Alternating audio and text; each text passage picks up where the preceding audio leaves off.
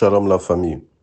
Ce matin, nous allons méditer sur le thème « L'amour des ennemis, une grande puissance de protection ». Nous allons lire dans Luc chapitre 6, verset 27, nous proclamons. Mais je vous le dis à vous qui m'écoutez, aimez vos ennemis, faites du bien à ceux qui vous haïssent. Bénissez ceux qui vous maudissent et priez pour ceux qui vous calomnient. Parole du Seigneur, louange et gloire à toi, Seigneur Jésus. Shalom la famille, ce matin, que sa parole nous éclaire comme une lampe posée dans les situations de détresse causées par nos ennemis. Je vous salue Marie, combien de grâce, le Seigneur est avec vous. Vous êtes bénie entre toutes les femmes et Jésus, le fruit de vos entrailles, est béni. Sainte Marie, Mère de Dieu, priez pour nous pauvres pécheurs, maintenant et à l'heure de notre mort. Amen. Bien-aimés dans le Seigneur, au regard de nos relations interhumaines, nous pouvons constater la haine, la rancune et la vengeance qui prennent l'ampleur dans la société. Elles peuvent même conduire à des guerres entre les hommes, grand H, entre les ethnies, entre les nations et entre les races. Illustrons ces situations de guerre qui peut être psychologique, morale, sentimentale, sociétale, idéologique, religieuse. Une personne, par exemple, est offensée par une autre personne dans un environnement quelconque. Ainsi, la frustration crée la colère et la victime se venge. Si nous fonctionnons dans ce registre, nous ne pouvons jamais être en paix.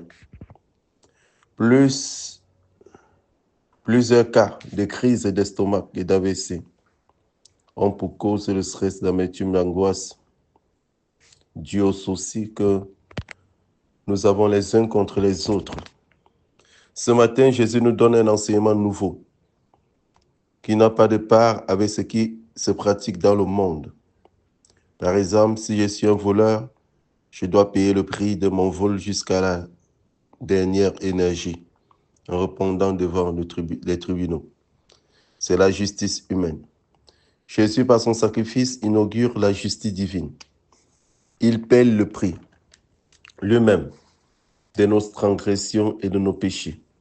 Cette justice humaine se perd dans la justice divine qui est source de protection et de paix. Ce que Jésus nous enseigne ce matin, ce n'est pas facile à pratiquer. Comment regarder une fille qui a volé ton époux? Ou encore, comment regarder un homme qui ne cesse de me tromper avec des multiples femmes? Si nous ne gérons pas ces situations à la lumière de la parole de Dieu et étant conduits par le Saint-Esprit, elles peuvent être la source de notre déstabilisation émotionnelle et sentimentale. Bien-aimé, actuellement, tu vis une situation d'offense et de trahison qui t'emporte dans une colère et tu désires te venger.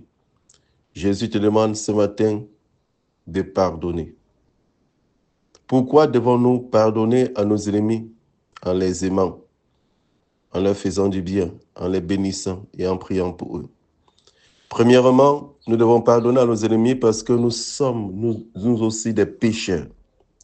La parole de Dieu déclare dans Romains 3, verset 23, « Tous ont péché, sont privés de la gloire de Dieu. » Deuxièmement, nous devons pardonner à nos ennemis parce que Jésus nous a pardonné nos multiples péchés.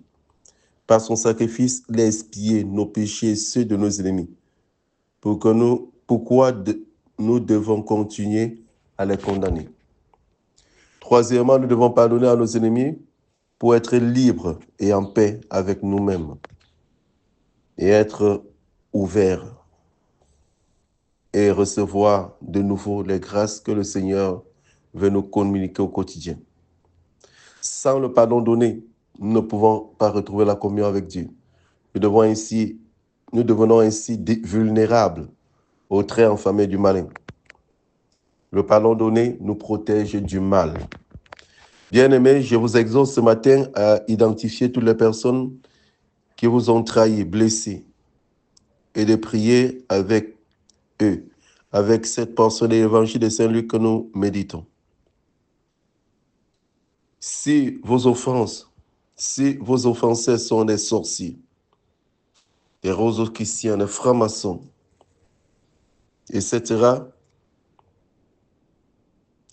ils vont abandonner très vite leurs mauvaises œuvres maléfiques à votre égard si vous demeurez dans cette prière des ennemis. S'ils persistent et que vous continuez à manifester l'amour pour eux, ils peuvent même mourir. Vous qui êtes menacés dans vos différents milieux de vie, utilisez l'amour des ennemis qui est une puissance, force de protection. En aimant ceux qui vous veulent du mal, ils auront que le mal qu'ils préméditent pour vous. Jésus a aimé jusqu'à la croix, c'est beau. Père, pardonne-leur car ils ne savent pas ce qu'ils font. Luc 23, verset 34.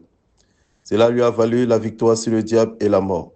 Si tu veux avoir la victoire sur les situations de mort de ta vie et sur le diable et ses suppôts, aime ceux qui sont à l'origine de ces aspects de mort. Soyons des dons pour nos frères et sœurs comme la très sainte Vierge Marie, Notre-Dame de la Visitation. Amen. Bien-aimé, pose sa main sur lequel je vais prier. Merci Seigneur pour cette parole de ce matin. Je reprends l'ancien du pardon pour les ennemis dans mon cœur et dans ces forums, afin que par la puissance du Saint-Esprit, tu nous donnes d'être capables de marcher dans cet amour pour les ennemis et recevoir ta protection contre toute forme de mal. C'est au nom puissant de Jésus que j'ai prié. Amen.